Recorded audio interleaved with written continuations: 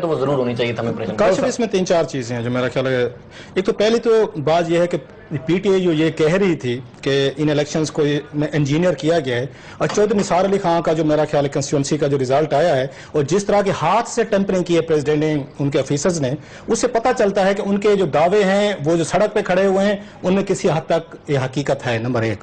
और जो हम बात बार बार कह रहे हैं कि जब 11 बजे आपने एक वजीर आला भी बना दिया और वजीर आजम भी बना दिया, तो ब्यूरोक्रेसी ने फैसला कर लिया कि आपकी दफा हमने अपने मुल्क के नए रूलर्स हैं, नए मास्टर्स हैं, हमने इनका साथ देना। अगेन मैं चौधरी निसार वाली कंस्टिट्यूंसी का रेफरेंस दूंगा, उसके उस तरह के डॉक्यूमेंट्स देखें, इससे मैसिव रिगिंग, जिस तरह के हाथों से उन्होंने फिगर चेंज किए। असल जो हमारी बात है जिसमें हमारा मीडिया नहीं फोकस कर रहा हूं, मैं 3-4 शोज में बार बार रिपीट कर रहा हूं, please don't blame Nawaz Sharif, MQM, Imran Khan, People's Party. 3 लोग हैं जिनसे किसी ने सवाल हाथ नहीं पूछे। ये इलेक्शन कमीशन का काम था। अगर धांधली हुई है तो नवाज लीग ने नहीं की, मैं समझता हूं, इमरान ने नहीं की, MQM पीपल्स पार्टी ने नहीं की, फिर इलेक्शन कमीशन ने की है, आपकी जुडिशरी ने की है। सर एक मिनट, आपकी जुडिशरी रिटर्निंग अफसर किसके कंट्रोल में है? उसका मेरा आपके सवाल का जवाब, आप एक एजुकेशन मिनिस्ट्री के एक छोटे से टीचर या आप कोई पटवारी शटवारी हैं?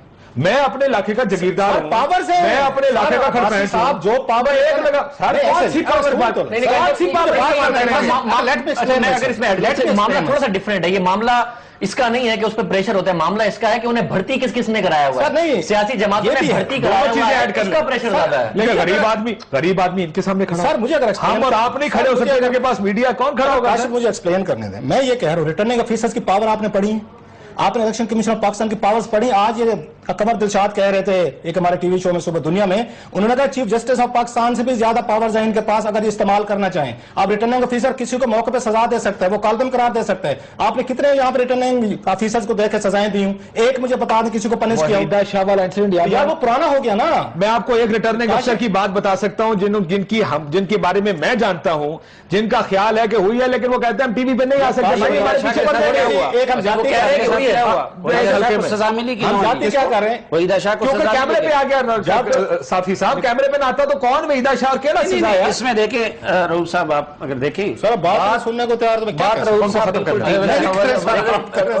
Because I am propagating a very unpopular cause, I understand it, it's a very tough कि आप अनपॉपुलर बात को आगे लेके चलें, बिकॉज हर कोई यहाँ जुडिशरी को अप्रिशिएट करेगा, मैं जुडिशरी को ब्लेम करता हूं। इलेक्शन कमीशन ऑफ पाकिस्तान की कोई बात नहीं कर रहा। उस दिन भी बात हुई, साफी साहब मौजूद थे, पूरे बलोचिस्तान के रिजल्ट रुके हैं, कोई इलेक्शन कमीशन पे बात नहीं हुई, कोई जुडिशरी पे बात नहीं, कोई सुआ मोटो नहीं लिया गया, कोई जलूस नहीं निकला। आपका human rights commission of Pakistan जो क्लीन चिट दे रहे हैं वहां लाहौर में, सब कुछ ठीक हुआ है, उनकी तरफ से कोई मुजाहरा नहीं हुआ, कोई मीडिया में प्रोग्राम नहीं हो रहे। इसको डिसमिस होना चाहिए था फखरू भाई को, बाकी छोड़ दे मुल्क को कि बलोचिस्तान के रिजल्ट्स कैसे 3 दिन रोके हैं। अख्तर महंगल इतना रिस्क लेके आए हैं, BLA की हिट लिस्ट पे वो हैं, एस्टेब्लिशमेंट की हिट लिस्ट पे वो हैं, वो रोते रहे रात को जियो टेलीफोन पे, वो जाके कॉल्स करते रहे, बताते रहे, nobody is there to listen. हम बैठे जस्टिफाई कर रहे हैं, नहीं जी बड़ा फेयर है, ये इलेक्शन हुआ है, बहुत अच्छा हुआ है, इसको लेके आगे बढ़ना चाहिए, भूल जाना चाहिए। पूरा Balochistan the largest province of Pakistan एक साइड पे खड़ा है और बाकी 3 सूबे आप दूसरी साइड पे खड़े हैं। आपके 3 सर नहीं, सारे धांधली का इल्जाम कर रहे हैं। ओरिया जान मकबूल साहब ने हमारे दुनिया टीवी के प्रोग्राम में बड़ी खूबसूरत प्रेजेंटेशन दी। उन्होंने बताया कि कैसे कैसे बलोच एरियाज को वहां पे पख्तूनों के जरिए डोमिनेट करवा के उनको जितवाया गया है। ये मैं नहीं कह रहा, ओरिया जान के पास ये बकायदा फैक्ट्स एंड फिगर थे। वो डिप्टी कमिश्नर रहे वो बहुत से 23 साल सर्विस की। ओरिया जान मकबूल ने 23 साल बलोचिस्तान में सर्विस की है।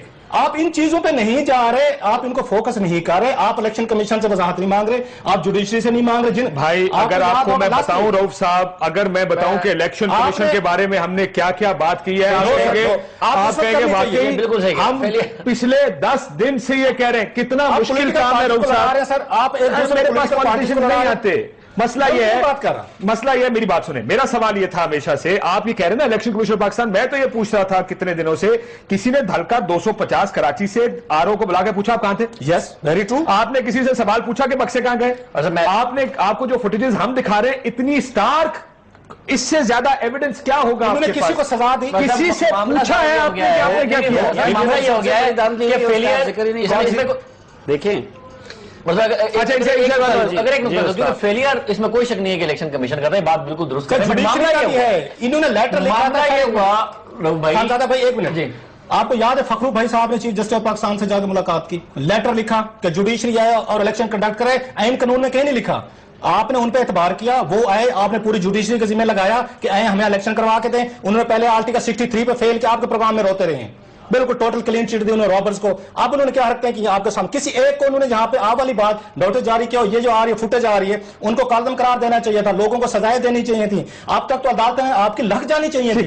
सेक्रेटरी इलेक्शन कमीशन की मैंने प्रेस कॉन्फ्रेंस सुनी आज, वो कहते हैं मीडिया को क्या हो गया, अमेरिका हमें शाबाशियां दे रहा है, दूसरे मुल्क हमें शाबाश दे रहे हैं। उनको मुझे समझ नहीं आ रहा, वो किसी और दुनिया में रहते हैं और हम किसी और दुनिया में रहते हैं। साहब को बताने की जरूरत है कि जो बराक ओबामा साहब ने शाबाशी दी है, तो बराक ओबामा साहब नहीं थे फील्ड में, मीडिया फील्ड में था। आप उस दिन फील्ड में थे, मैं जाके पोलिंग स्टेशन देख रहा था। अगर उन्होंने ओबामा साहब को सुनना है तो ओबामा साहब को सुने और अपने घर पे जाके सोए। मामला यह है सारा कि आपने देखा है, मैंने देखा है कि सूरत हाल पोलिंग स्टेशन पर कुछ और थी, नताइज चंद पोलिंग स्टेशन पर कुछ और आए हैं।